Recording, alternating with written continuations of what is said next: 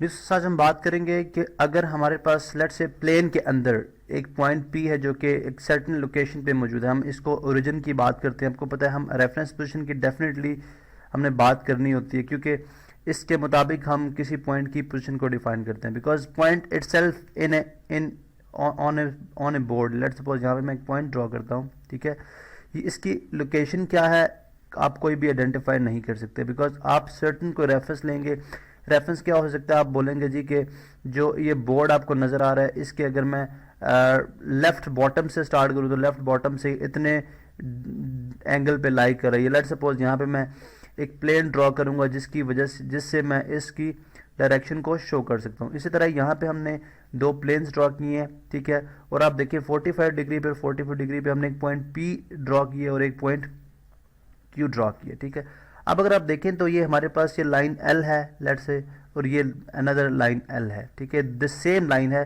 Same line पे हमारे पास दो पॉइंट्स गिवन है, ठीक है, और ये दोनों के दोनों पॉइंट्स जो हैं वो अलोंग एक्स एक्सिस यानी इनकी लेंथ इक्वल लेंथ और इक्वल ब्रेड्थ पे लाई कर रहे हैं, ठीक है, इक्वल लेंथ इक्वल ब्रेड्थ पे लाई कर रहे हैं। जैसे कि हम यहाँ पे बात करें कि प्लेन की कोई डायमेंशन, जो पॉइंट की कोई डायमेंशन नहीं होती, लेकिन जब हम इसकी पोजीशन की बात करेंगे तो इसकी पोजीशन के हवाले से हम बोलेंगे जी ये पॉइंट यहाँ पे लाई कर रहा है और ये पॉइंट जो है वो उतना ही एक्स एक्सिस और उतना ही वाई एक्सिस का डिस्टेंस ट्रेवल करके ये यहाँ पे लाई कर रहा है। तो यहाँ से हमें ये बात समझ आती है कि एक लाइन पे दो पॉइंट्स हैं जो कि सेम जगह पे लाई कर रहे हैं, ठीक है।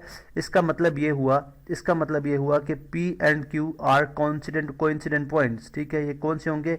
Coincident points. हम इनको लिख लेंगे P is equal to Q। इसका मतलब क्या है?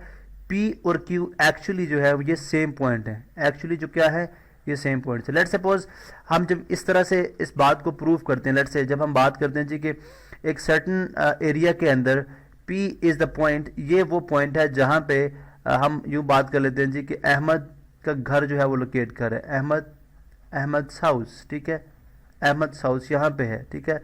इसी तरह यहाँ पे हम उसी एरिया के अंदर उसी लोकेशन के ऊपर अगर हम यहाँ पे बोलें क्यू जो है यहाँ पे एक मॉस्क है, ठीक है, तो हमारी स्टेटमेंट यहाँ से गलत हो जाएगी, क्योंकि according to laws of physics, अगर हम अब फिजिक्स को भी अगर आप माइंड में लेके आए तो हम ये बात करते हैं कि एक जगह पे दो चीज़ें लाई नहीं कर सकती, ठीक है। Two things can not locate at a single point. एक पॉइंट पे या एक जगह पे दो चीज़ें इकट्ठी लाई नहीं कर सकती। इसका मतलब है इस P और ये Q पॉइंट चूंकि ये कोइंसिडेंट पॉइंट्स हैं तो या ये अहमद दोनों पॉइंट्स ही अहमद के हाउस को रिप्रेजेंट कर रहे हैं या दोनों के दोनों पॉइंट्स में वो मॉस्क को यानी मस्जिद को रिप्रेजेंट कर रहे हैं, ठीक है। इसका मतलब है तो यहाँ पे हम चले यहाँ पे हम इसको कर देते हैं जी कि दोनों के दोनों जो लोकेशंस है हमारी यहाँ पे, ठीक है, वो बेसिकली किस चीज़ को रिप्रेजेंट कर रही हैं?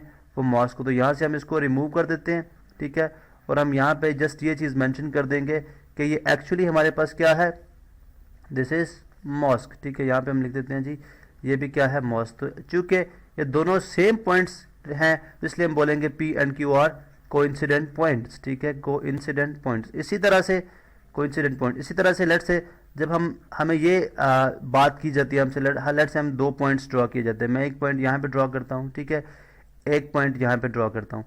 अब मुझसे क्वेश्चन ये पूछा जा रहा है कि लेट्स से या मेरा जो टास्क है वो ये कि मैंने इसमें से नंबर ऑफ लाइंस पास करनी है, दो पॉइंट से नंबर ऑफ लाइंस को पास करना है, ठीक है। अब लेट्स सपोज मैं फर्स्ट लाइन ड्रॉ करता हूँ, ठीक है, ऑफ कोर्स एक ऐसी लाइन ड्रॉ करनी है जो इन दो पॉइंट्स से पास होती हुई जाए, ठीक है। यहाँ पे इस लेट्स सपोज यहाँ से मैं ड्रॉ कर देता हूँ जी, ठीक है। चलो ये इसमें से एग्जैक्टली पास नहीं कर रही, लाइन चेंज कर लेते हैं जी, दोबारा से ड्रॉ कर लेते हैं।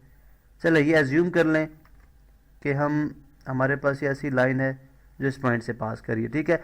इसी तरह से अब याद रहे कि हमारे पास ये बेसिकली लाइंस है, तो लाइंस में हम दोनों तरफ से हमारे पास एरोज हैं, ठीक है।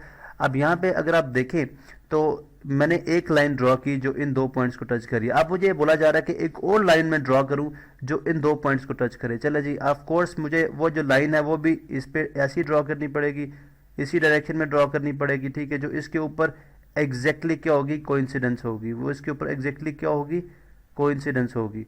तो अब मैंने दो लाइन ड्रॉ की, आप देख सकते हैं, अगर एक येलो कलर में ड्रॉ की और एक जो है वो रेड कलर में। यहाँ पे अगर पॉइंट्स के नेम दे दूं, लेट्स सपोज ये P है और ये पॉइंट Q है, तो हम यहाँ पे सिंपल सी बात कर सकते हैं कि किसी भी दो पॉइंट्स में में से जो लाइंस पास करेंगे वो आपस में क्या होंगी, कोइंसिडेंस होंगी, ठीक है। नंबर ऑफ लाइंस जो कि दो पॉइंट्स में से पास करती हैं वो ऑलवेज क्या होंगी, कोइंसिडेंस होंगी, ठीक है। अगर अब लेट सपोज मैंने एक लाइन ड्रॉ की है वो भी उसी को रिप्रेजेंट कर रही है, दूसरी लाइन ड्रॉ की है वो भी उसी को रिप्रेजेंट कर रही है। लेट सपोज मैं इनको नेमता हूँ, जो येलो वाली है उसको मैं L1 कह देता हूँ, ठीक है, यानी लाइन 1 है। जो रेड वाली है इसको मैं L2 कह देता हूँ। अब यहाँ से हमें ये समझ आ गई कि L1 is equal to L2।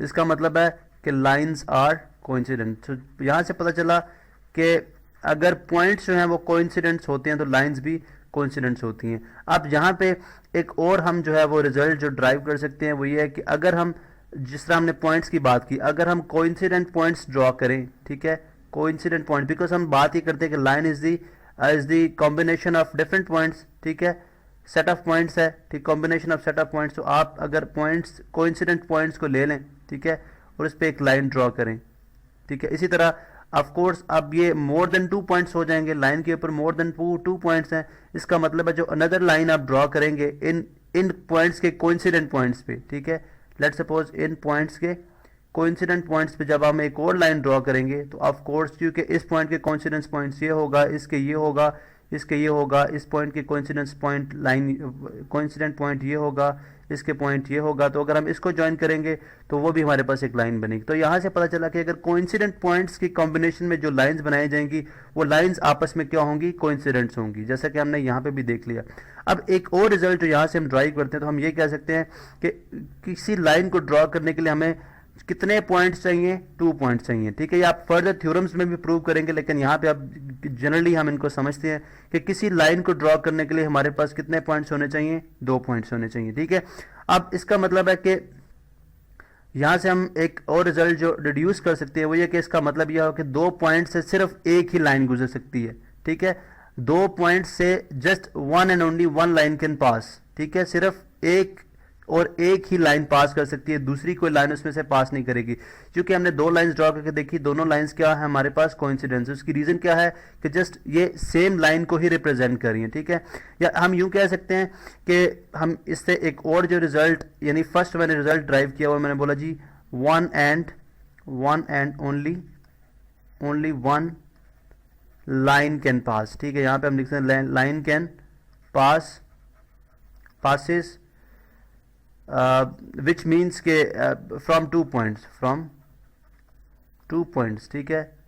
और इसी तरह अगर मैं यहां से एक और रिजल्ट ड्राइव करना चाहूं तो वो रिजल्ट क्या हो सकता है, मैं कह सकता हूं कि there can be only 1 point, there can be only 1 point common to different lines. अगर लाइंस डिफरेंट लाइंस, यहां से अभी हम इस स्टेटमेंट को भी समझते हैं, डिफरेंट लाइंस। अगर लाइंस डिफरेंट है, लेट सपोज एक लाइन जो है वो इन 2 पॉइंट्स को मिलकर बनी है, वो लाइन ये है, ठीक है। एक लाइन जो है वो इन 2 पॉइंट्स को मिलकर बनती है, ठीक है, वो लाइन ये है। लेट सपोज मैं इसको L1 कह देता हूँ, इसको L2 कह देता हूँ। तो अगर आप देखें तो इनके दरमियान एक ही पॉइंट होगा जो कॉमन होगा, ठीक है। इनके दरमियान जस्ट एक सिंगल पॉइंट होगा जो कि कॉमन होगा। तो ये बेसिकली थे हमारे कोइंसिडेंट पॉइंट्स और कोइंसिडेंट लाइंस।